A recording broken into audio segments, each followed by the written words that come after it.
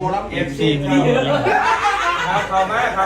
นเอาดีๆลูกปูมาเดี๋ยวเข้ามาเอฟซีดีดามาเด้อไอ้คนงานคอยสุดนะเอาเข้ามาสวัสดีครับสวัสดีครับเป็นครับเป็นพี่ดาล่าง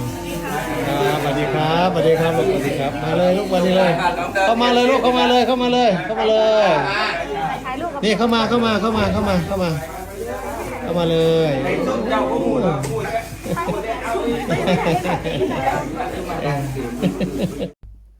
สุดประทับใจเด็กๆ FC แฟนคลับบุกถึงกุฏิเจ้าอาวาสเพื่อขอถ่ายรูปกับน้องธิดาลาวสบายดี FC แฟนคลับทุกท่านก็แล้วกันมาพบมาพ่อช่วงมืดค่ำๆถือว่าดึกๆดื่นๆตอนนี้เนาะ8 โมงเข้าไปแล้วแต่ว่าพวกเขาก็มีข้อมูลข่าวสารใหม่ล่าสุดของศิลปินโตน้อยนั่นก็คือน้องธิดาลาว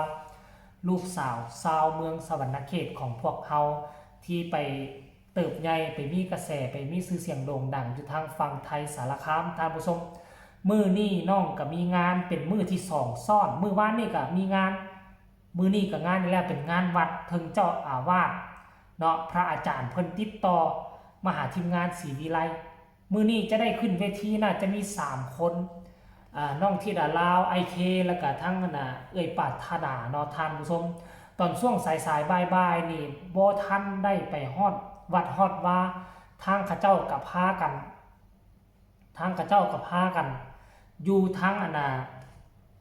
เถียงให้เถียงหน้าคนนี้ท่านผู้ชมไปลงทาเฮ็ดกิจกรรมไล่ซอกไล่สดอยู่ที่เถียงให้เถียงหน้าเอาบรรยากาศโอ้ยบ้านนอกคอกนามาฝาก FC แฟนคลับกันเมิดสายเลยท่านผู้ชมเอ้ยแล้วบ่คิดบ่ฝันว่าตอนแรกมื้อนี้หลังจากที่เดินทางไปฮอดวัดเฮ้ยสุดเซอร์ไพรส์กำลังอยู่ในกุฏิพระอาจารย์น่าจะกำลังกินข้าวบ่หรือว่ามากราบพระอาจารย์ท่านผู้ชมมี FC แฟนคลับอายุน่าจะรุ่นราวคราวเดียวกันกับธิดาลาวอายุนี่รุ่นราวคราวเดียวแต่ว่าหุ่นนี่บ่แม่นรุ่นราวคราวเดียวได้ปัดโทหุ่นเขาเจ้าคนนึงนี่ซ้ำธิดาลาว3คนพุ่นแหละต่างกันปานฟ้ากับดินคนนึงจอยคนนึงตุ้ยมานำกันตั้งว่า3-4 คน5 คนบ่ได้5 คนมีทั้งหญิงมีทั้งชายมีทั้งกระเทยมานำกันพร้อมแต่ละคนนี่เปลี่ยนเฟียนกันเลี้ยนแถวกันมาถ่ายรูปคนนี้มาถ่ายแล้วก็เปลี่ยนให้คนนั้นมาถ่ายสลับซับเปลี่ยนกันไปผู้ที่ได้ถ่ายแล้วก็เอามือมุบปากยิ้มเป้ยดีอกดีใจซุบซิบกันกับหมู่อันนี้บ่ธิดาลาวอันนี้ว่าธิดาลาวพุ่นเด้น้องธิดาลาวก็เอาดอกจำปานี่มาปักเซผมขึ้นมาเป็นสัญลักษณ์ของคนลาวเฮาแต่ทีแรกเขาเจ้าบ่กล้าเข้ามาได้เห็นน้องธิดาลาวมีพระอาจารย์พร้อมมานั่งลงกันอยู่พระอาจารย์ก็เลยแนมเห็นเป็นผู้ใดเขาเจ้ามาเฮ็ดหยัง4 หน้า 5 คนอยู่หน้าประตูลุกๆโพพระอาจารย์ก็เลยตื่นลุกขึ้นไปเบิ่งไปถามมีหยังบ่จากมหาไผเพิ่นว่ามาหาธิดาลาวมาขอถ่ายรูปพระอาจารย์ก็เลยเอิ้นเข้ามาในจึงได้เห็นภาพบรรยากาศลุดออกมาให้กับบรรดา FC แฟนคลับได้เห็นเนาะบ่เว้าหลายใหญ่ห่างอยากให้ทุกคนไปชมคลิปนี้ขออนุญาตพ่อผู้ศรีวิไลเจ้าของคลิปไปชมคลิปนี้เป็นจังไดแล้วจังมาพ้อกันในช่วงต่อไปก็แล้วกันเข้าเว้ยเอฟซีครับเข้ามาก่อนเอาดีๆลูกปูมาเดี๋ยวเข้ามาเอฟซีดีดา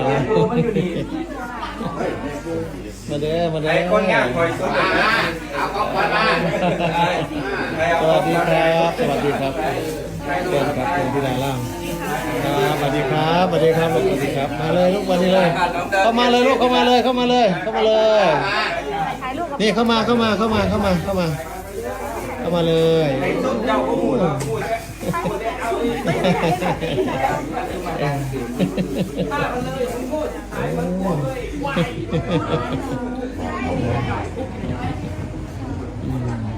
FC ธิดาลาวครับเป็นมารอเป็นมาขอถ่ายรูปนึงบกาเข้ามากันหลายคนครับเพราะว่านี่เป็นผู้นึงผู้ต่อเกี่ยวกับผู้นึงตัวเราผู้นี่นะนี่เป็นเจ้าอาวาสครับ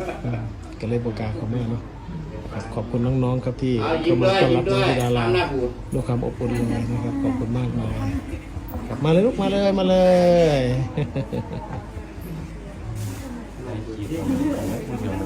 มีความอบอุ่นมากเลยครับพี่น้องครับ ไอ้เชิญนี่ผู้หญิงหรือผู้ชายเนี่ยตั้งไม่มั่นใจแล้วเนี่ยผู้หญิงจ้ะผู้หญิงผู้หญิงแม่ให้เหรอ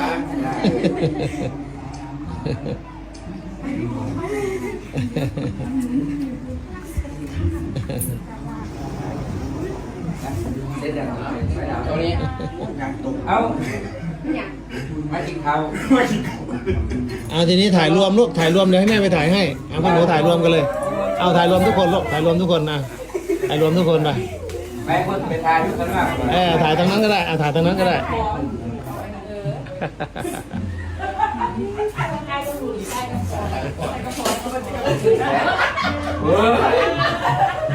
ยังแรงเกิน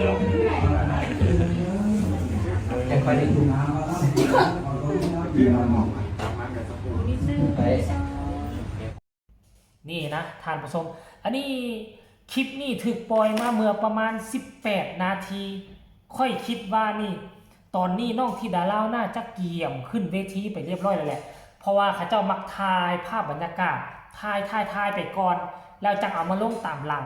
เนาะน้องธิดาเล่าไปขึ้นคอนเสิร์ตส่วนใหญ่แล้วก็จะมาขึ้นคอนเสิร์ตในช่วงตอน8 โมงแรงนี่แหละตอนนี้ก็8 โมงกว่าๆแล้วท่านผู้ชมรายละเอียดก็น่าไปเบิ่งไล่สดของช่องพอพูเด้อ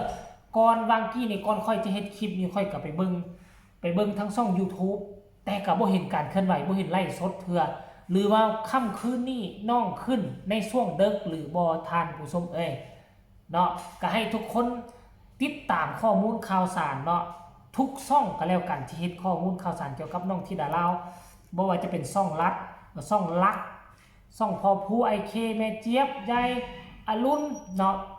ช่องเบาเจหรือว่าช่องผู้อื่นเฮ็ดคลิปเฮ็ดข่าวที่ขึ้นหัวข้อเกี่ยวกับธิดาลาวพวกเจ้าก็กดเข้าไปเบิ่งมือนี่ต้องมวนสนุกเฮฮาแน่นอนขนาดว่า